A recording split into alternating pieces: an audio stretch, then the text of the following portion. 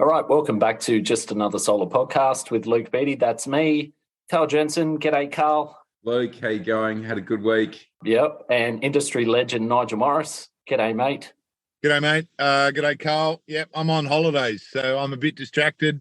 I'm sitting here in the camper van, but life is good. Good to be here. Whereabouts are you, Nigel? Tugun tonight. We've just spent 6 days out bush, out west of Grafton, in a wonderful place called Jackadgery. Fishing, canoeing, you name it, mate. Just enjoying the beauty of Australia. It's been great. Fantastic. I'm guessing that's Karl's dog. If it's a dog, a crashing pan, a phone, an Outlook notification, or any other noise, it's normally on Karl's side. Thanks for muting, dude. Okay. I just thought I'd ask you one more question, Nigel. There's been a fair bit of stuff online from Solar Analytics. Of course, you work for them, around 3G hardware and some other stuff going on. What in the world is going on?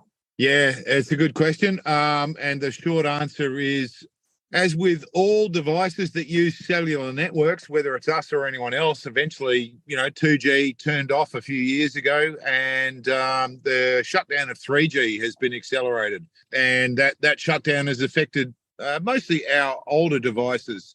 Forgive the noise, Gold Coast Airport just above us. It's a plane just going over. So, yeah, the short version is a bunch of our older devices that are 3G only, which sort of goes back to about 5 years plus, 4 years plus, our very early devices, they're going to start falling over. So what we have done is implemented a project whereby we're going to all the people who've got 3G only devices and saying, look, unfortunately, the 3G network is progressively starting to be turned off. And what we'd like to do is offer you a deal to upgrade you to a 4G device. And so we've got a deal in place for owners to purchase a 4G device at a heavily discounted price and to swap the device out. Now, of course, that's a bit of a pain in the butt for everybody. And it's caused a bit of dissension, particularly those people who are on lifetime subscriptions. And, of course, the lifetime subscription was attached to the type of device that it was. And so the lifetime can only be determined if it's a 3G device. The lifetime of that device is when the 3G network turns off. It's like an iPhone, right? Because eventually with iPhones, they don't keep up with the memory.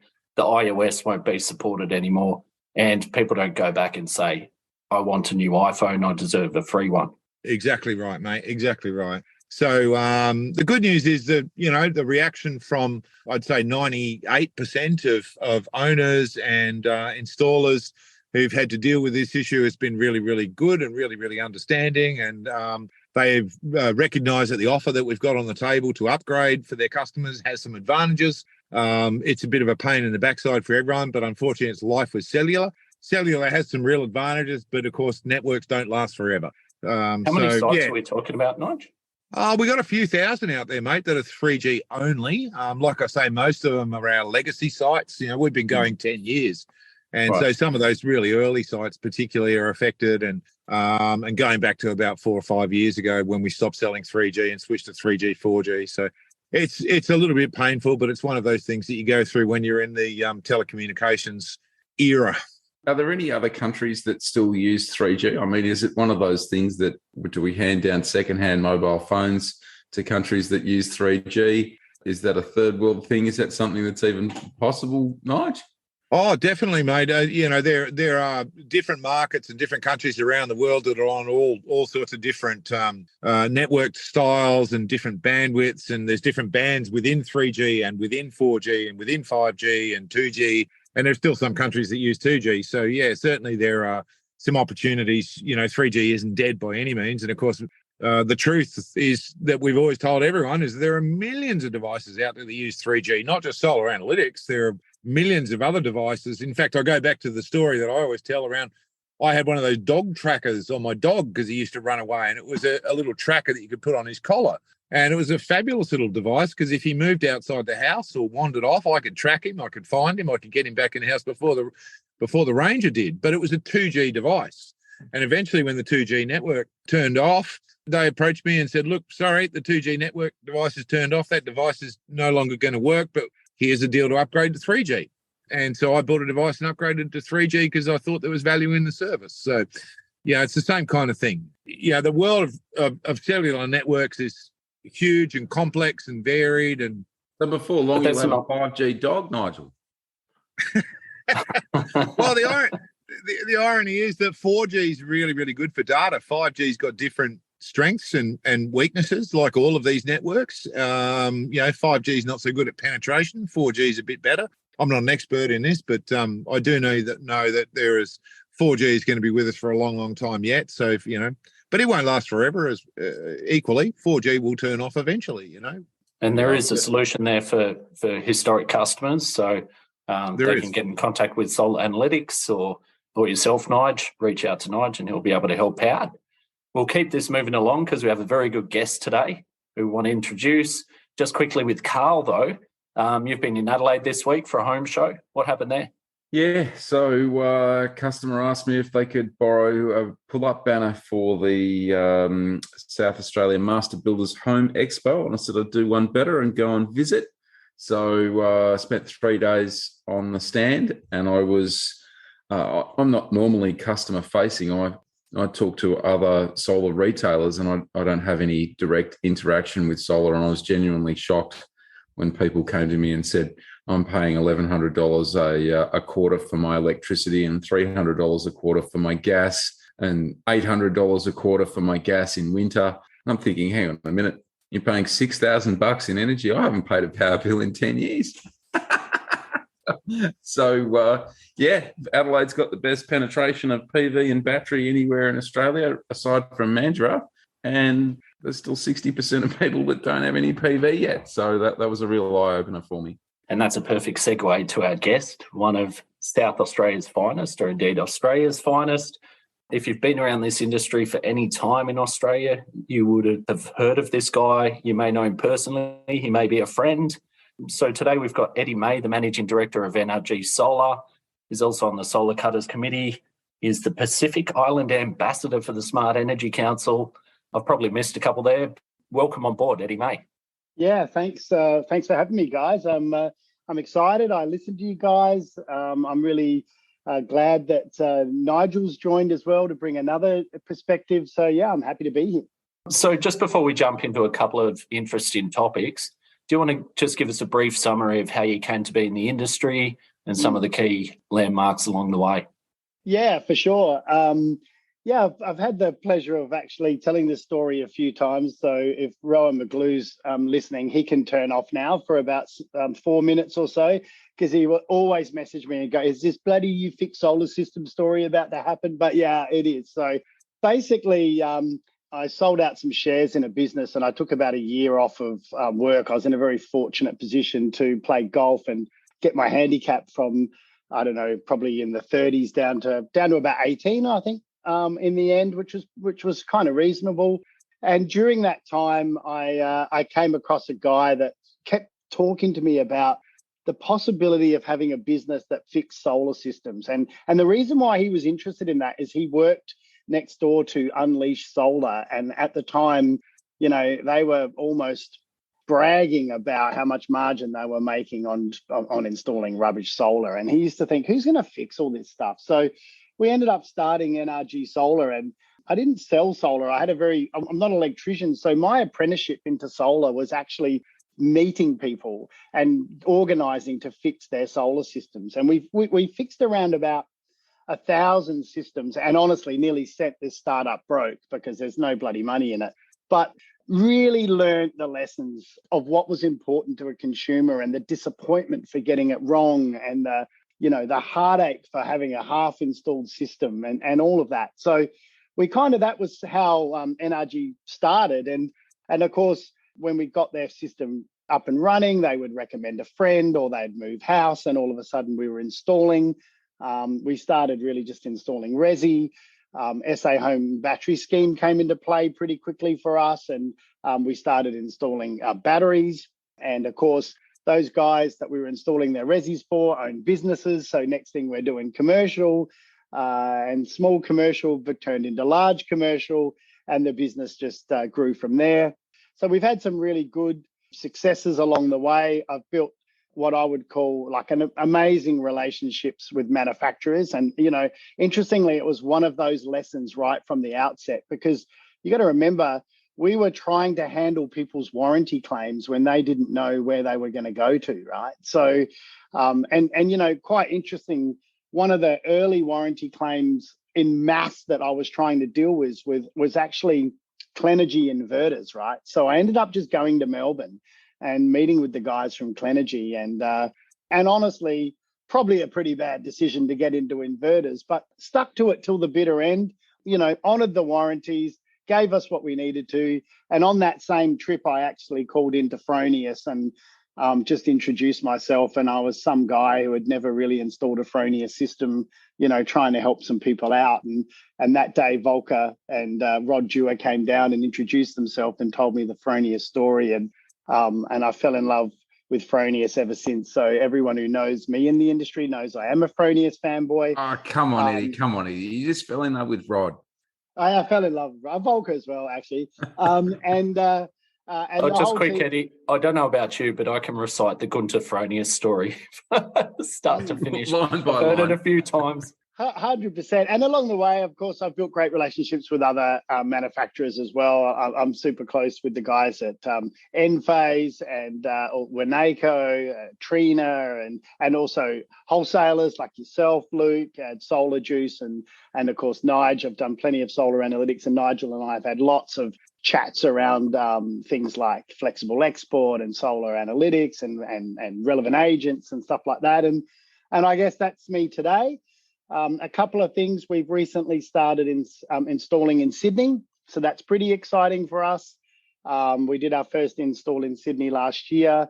We lined up got our ducks in a row, or whatever you say, and we've got a number of installs happening now, and we're selling pretty consistently into Sydney now. So that's we're really happy with that. How different do you find the Sydney market to Adelaide?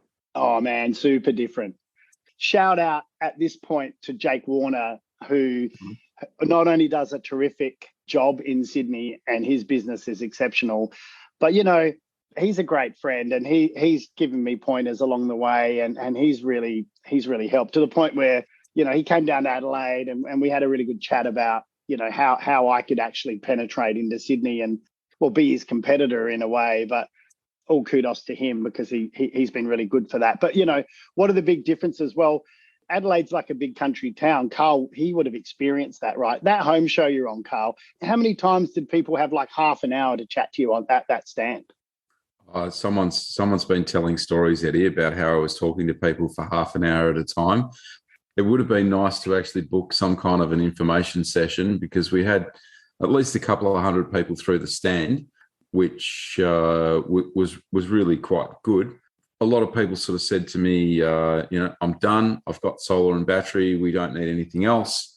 And then, of course, I'm there to talk iStore. So what are you doing for hot water? We spend $1,000 a year on gas.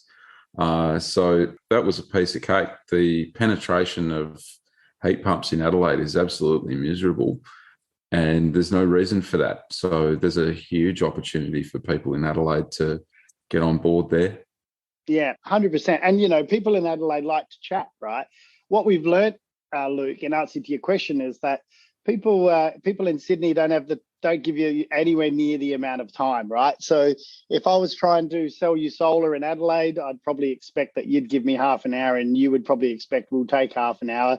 In Sydney, that's 10 minutes. If you can't make a good impression in probably the first 5, they're bored and they're already checking their emails. So, Luke's question is quite relevant. There's a big difference, and a few guys in Sydney have helped me with this, but no more than Jake, who has basically said, sharpen your pitch up, mate, because they're going to get bored with this rubbish that you're talking about. And to the point where he's like, if you want, just secret shop my business and you'll learn how to do it. And I'm like, okay, so that's what I did. And he's like, are you serious? I'm like, yeah, man, I secret shopped your business. He's like, send me the video, send me the recording. So I did, but yeah, that's it's a big difference. So we need to do a Sydney edit for the podcast. 10 minutes in and out. There you go, on a platter. Oh yeah, 100%. Yeah, exactly. For the Sydney people, they're already gone. They're doing something else now. We're only talking to WA and SA people now. Yep. Now, you also mentioned flexible exports before. So that comes under the challenge category that, the rest of the country or most of the rest of the country isn't facing that at this point in time. But Adelaide has a date of the 1st of July when flexible exports or dynamic export control is going to come into play. Can you give a quick explanation what it is first and how you see this playing out? Well, in essence, if you've got for most states, if you've got a 10 kilowatt inverter, let's say, and it's limited to 5 kilowatts of export, what can happen now in South Australia is you can have the full 10 kilowatts of export for the majority of the time, but they will then send a message through the internet to your inverter to dial that back down to 5 if that's what's required for the grid, or even 0. And we actually installed some of the very, very first trial flexible export sites with SA Power Networks. And, those sites throughout the entire trial were about 98, I don't know the exact numbers, so like 98 point something uptime at full export. So this is more export than you would have even got before. But then, every now and then you'll be dialed back to 0. So, or 5 or 3 or some other amount. That's how that works. So practically, what does it look like? Is it you just connect it up with an inverter, potentially a third party like a Solar Analytics or Switched In or something similar, and then there's an agent that activates it? Or is it simple to set up and does it take care of itself? Yeah, so that's different. The relevant agent is for more of a requirement for a shutdown, and perhaps Nigel, you might be able to. You are a relevant agent, right? So perhaps, and it's interesting. I'm sure Nigel can tell you how primitive it started, the very first relevant agent situation. But perhaps explain it, Nigel. It's a knife switch, basically, and it can be done in a number of different ways. But effectively, when the network says, or when AEMO says there's a problem pending, or there's a problem and we need to restrict the generation of solar, turn the solar system off. And there are a bunch of different RAs, relevant agents like Solar Analytics out there who can do that. But as we've talked about before, it's a very crude way of doing it. It's a knife switch. It's on or off. The reality is it hasn't happened very much. We've had I think in total, maybe half a dozen events that have affected us. I know some of the others have had more because they've perhaps got bigger clusters of customers or whatever, but it is just a knife switch.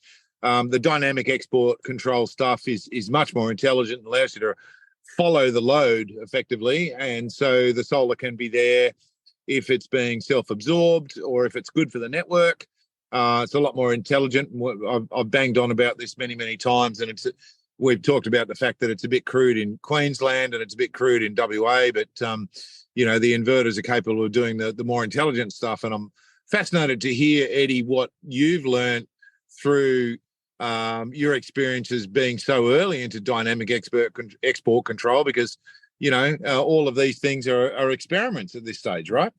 Yeah, look, I mean, interestingly, when we first put it in, we were putting it in with switched in devices, and switched in, I think, really didn't want to make hardware, right? And I would almost say the same thing for Solar Analytics. I don't want to talk for you, Nigel, but it's not like you guys really want to make hardware. You just want to make stuff cool and the software to be sweet and an awesome platform.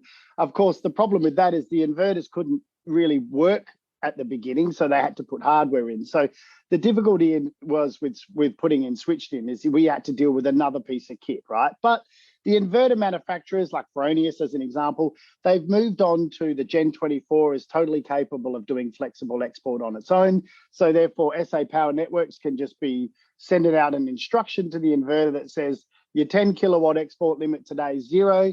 Bang, they'll publish it overnight. When the sun comes up, that will be the export limit.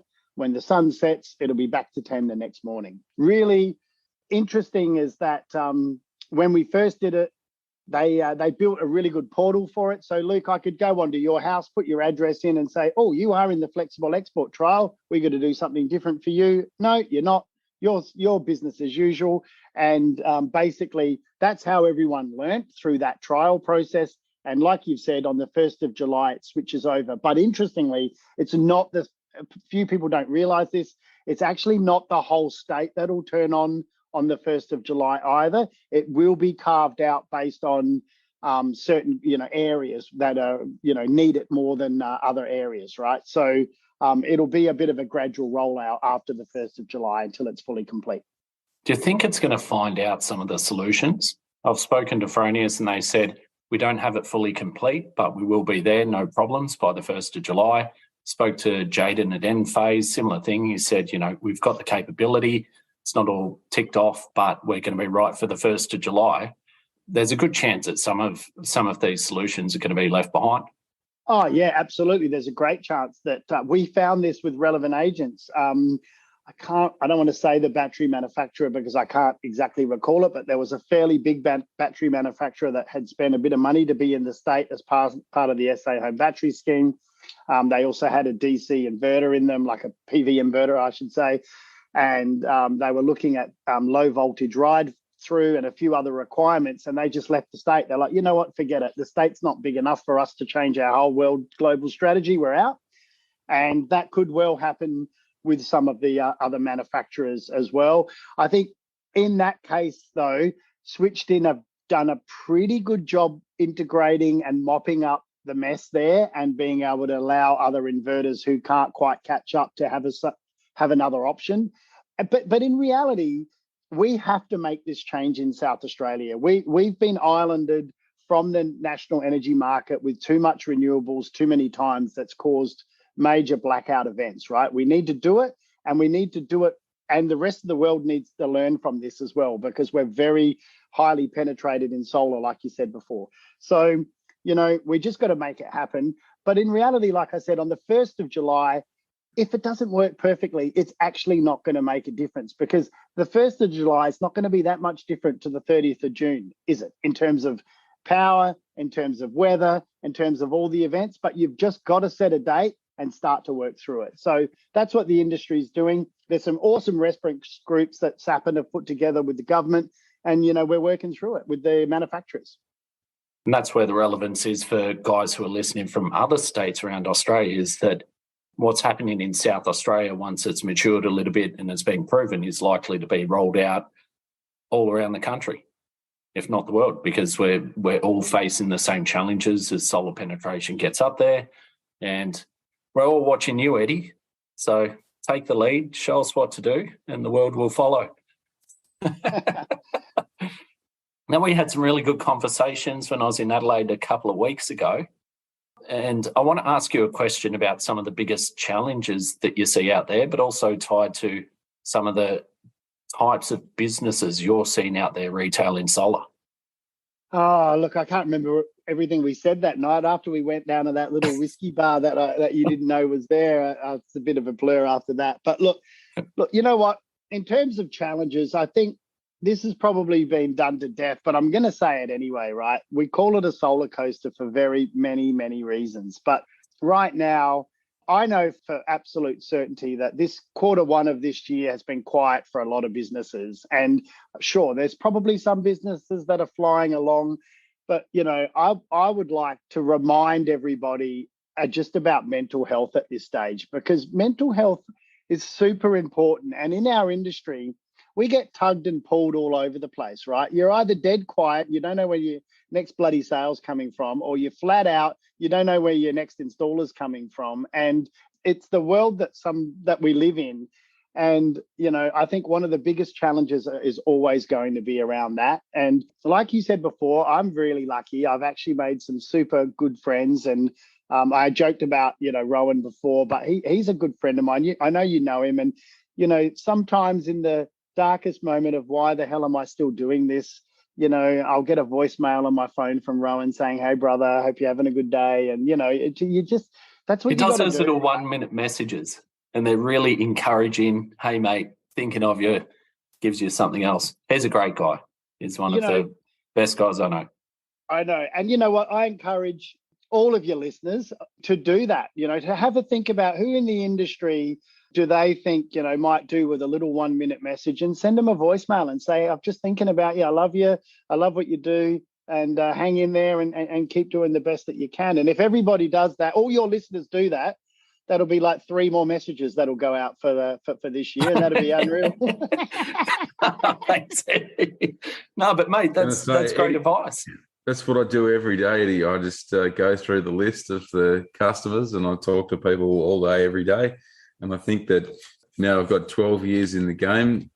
Most of those people that I talk to are my friends. And if there is something going on, I'd like to think that they would tell me and ask me for a bit of help if they need it.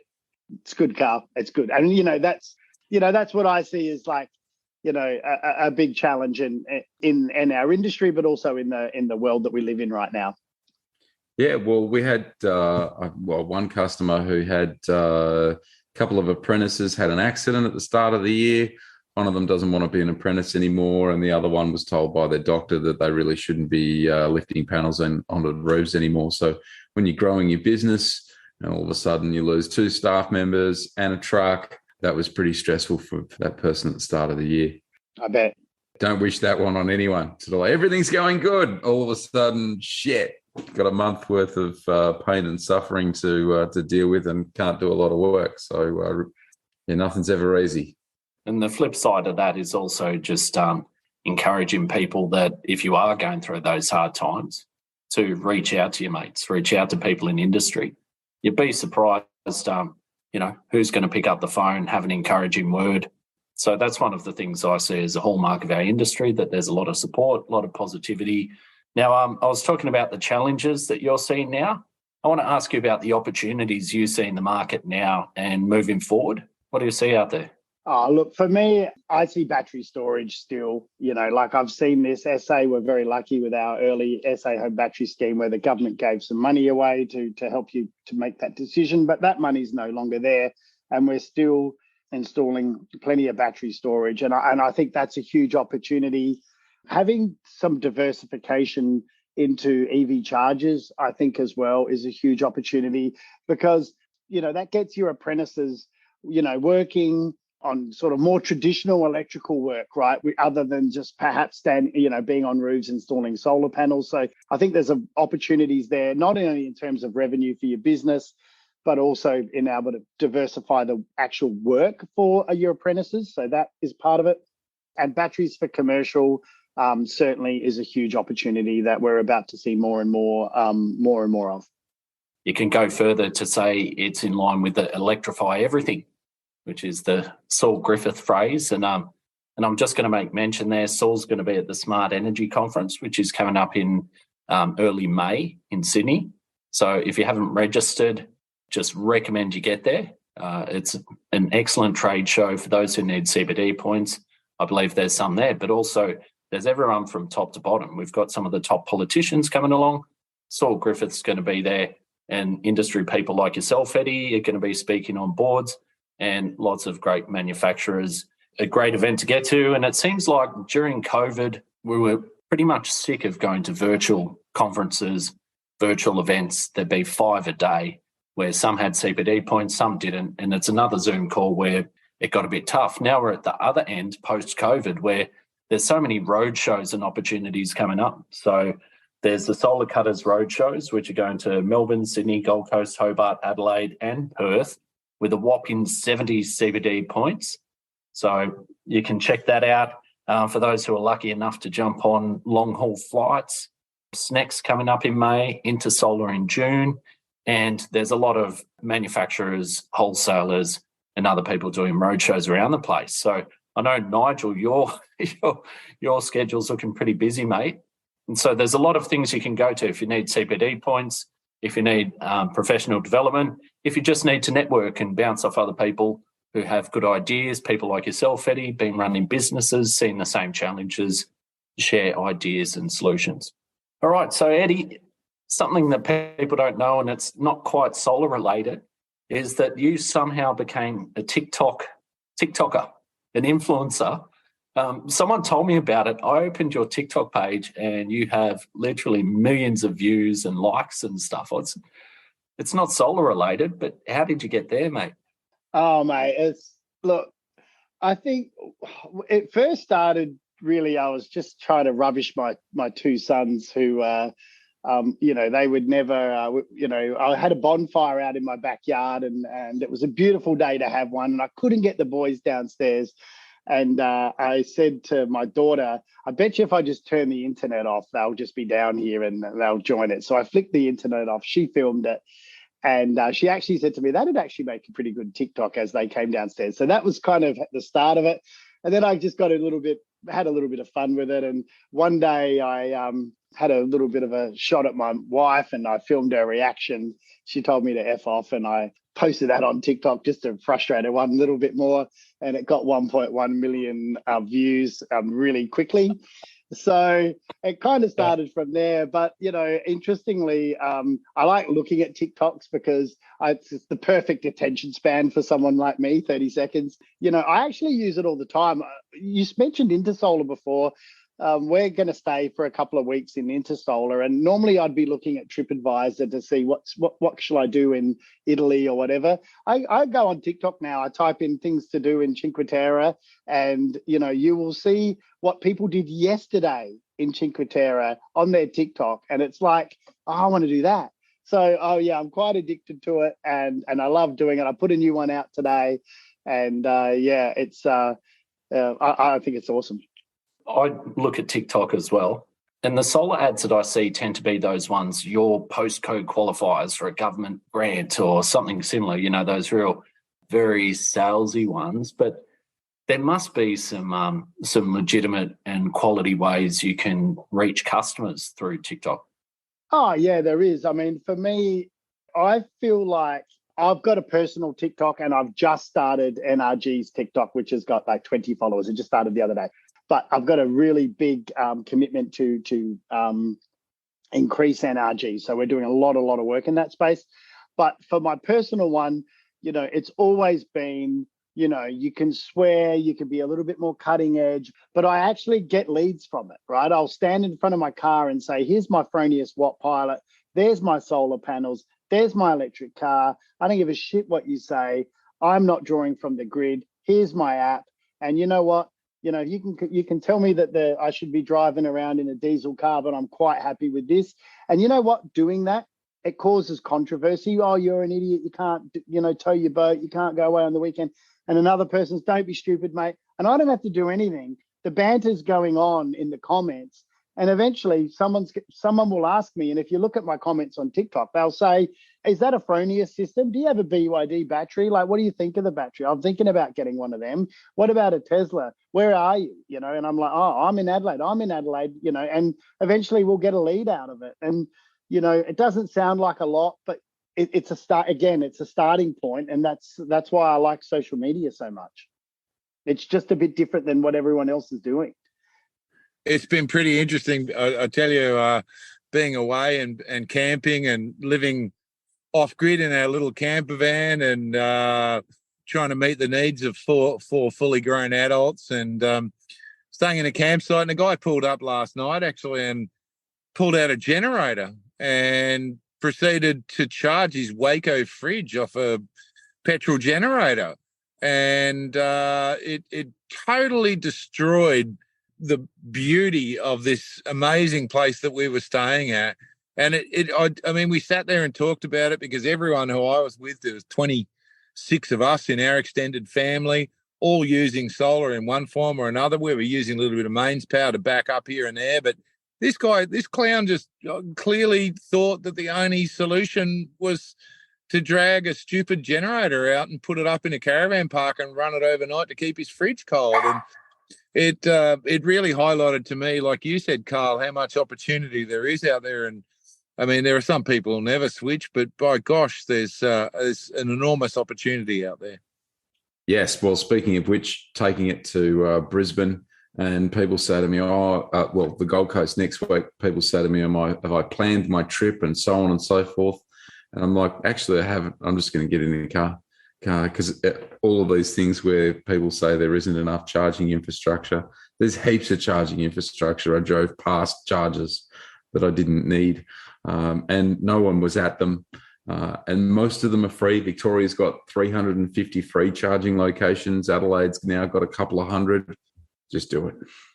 I was in the Clare Valley, Karl, last week in Adelaide, and a guy was at the Tesla charging station, and he had his seats down of his Model 3 and his sleeping bag and pillow in the back, and saw the NRG solar sign. He came over, and then he proceeded to tell me that he'd just crossed the Nullarbor and just got into Adelaide that morning. He was grabbing a charge on the way to somewhere, and I'm like, "Are you serious?" And he's like, "Yeah, man, it was unreal."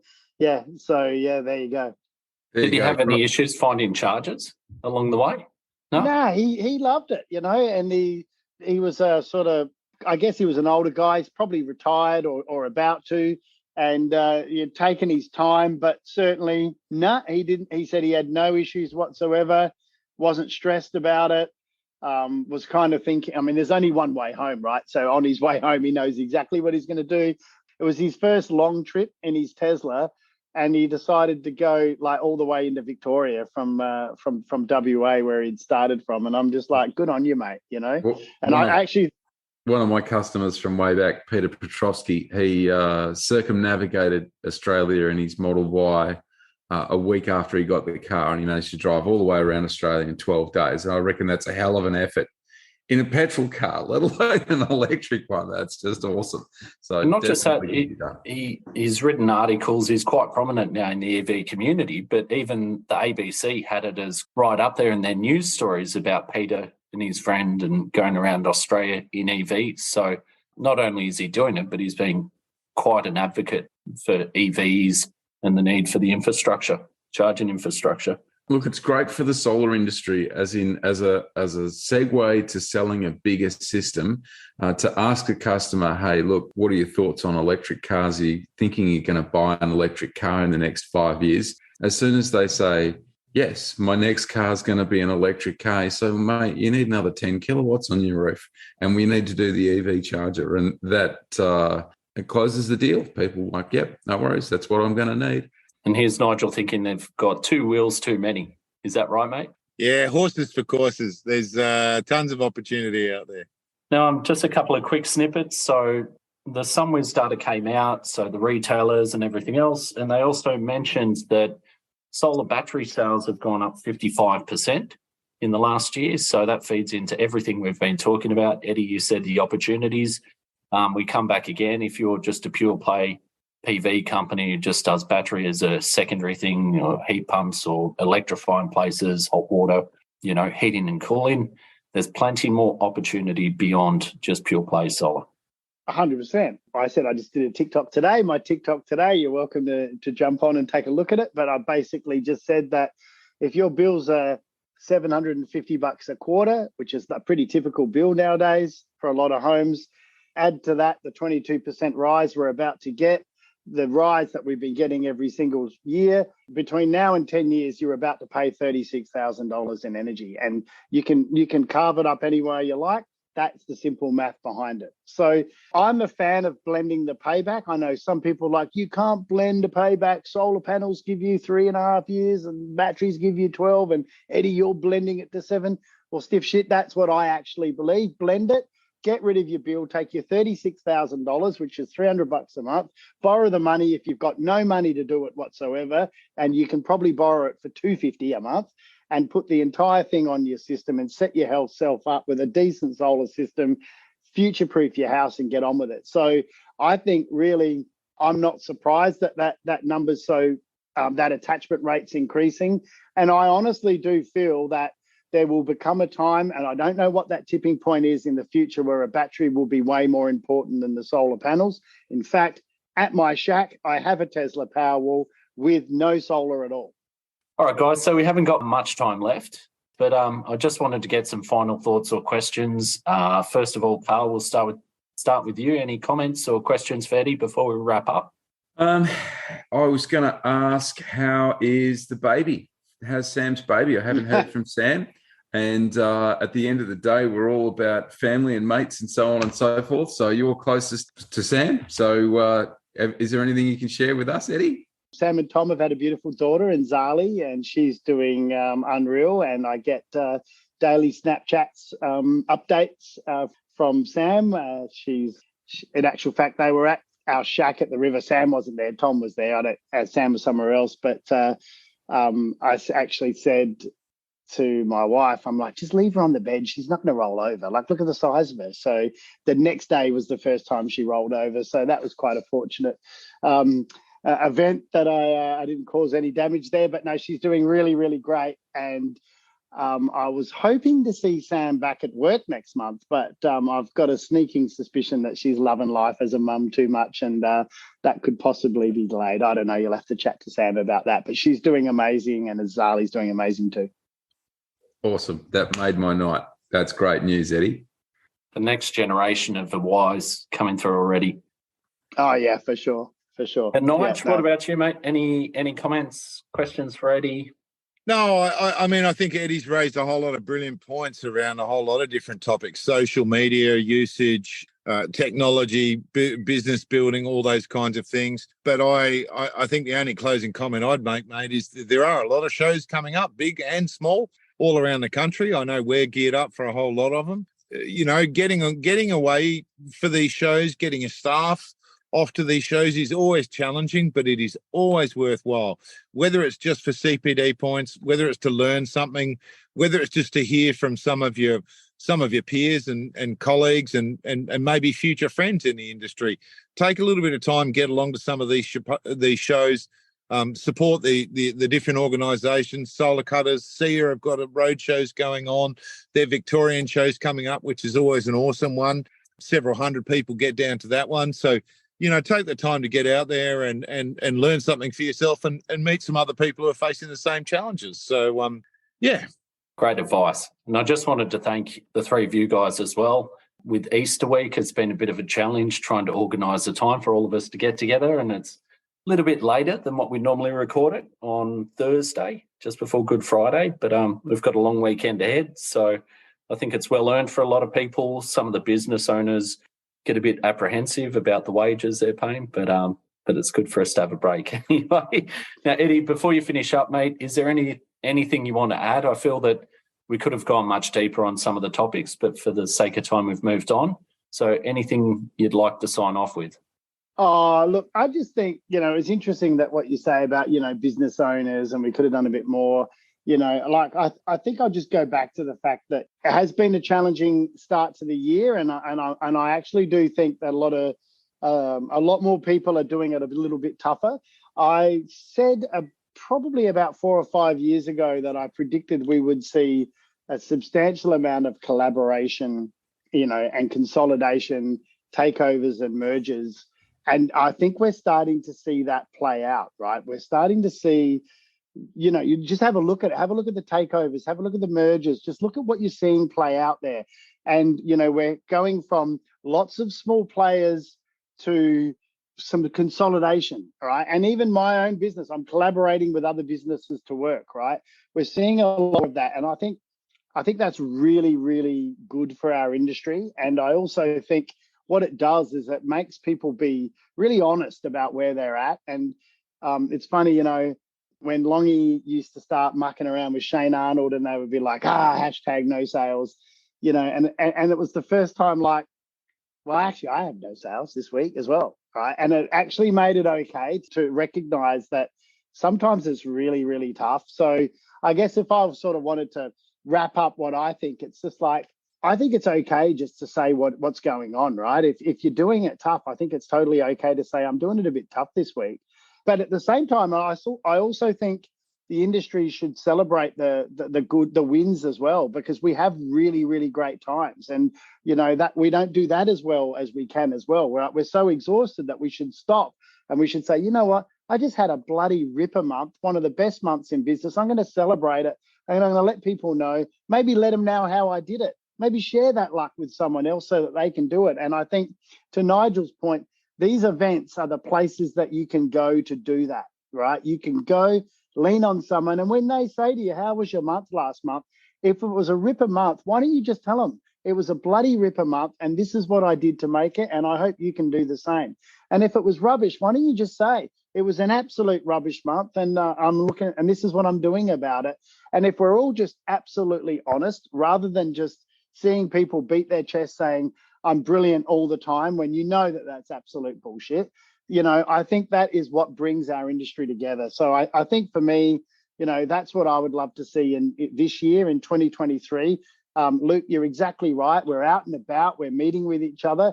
I'd love to just see a bit of honesty in our industry, a bit of honesty that'll build the camaraderie that I think our industry really needs. It is a small industry at the end of the day, Eddie. We all know a hell of a lot of people. There's still less than 10,000 CEC accredited Sparkies, and I don't know how many solar businesses there are, but it's probably similar to that number. So we're a big industry, and yet we're a small industry at the same time. I heard from Warwick that apparently Australia's done 4 gigawatts year to date, which is a record, and that's magnificent. Europe's done 300 plus gigawatts in the same space of time. So whilst the war in the Ukraine is terrible, Europe has totally embraced renewable energy because of the gas crisis. Because of no choice, right? Which is ultimately, it's an interesting thing because, they've had no choice. They've got to embrace it. But look how good they're going to be at the end of it. Yeah.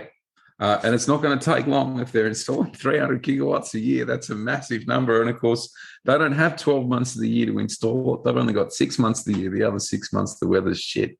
Amazing numbers. The future looks great. All right, gents, that's all we've got time for. Thanks, Karl and Nigel, co-hosts. Yeah, thanks, guys. Good chat. Good chat. And Eddy May from NRG Solar. Thanks heaps, Eddy, for coming on. Look forward to catching up soon. Thanks for having me, guys. Enjoy Easter. Thanks for listening. Please subscribe, share it around to anyone who might get benefit. Cheers.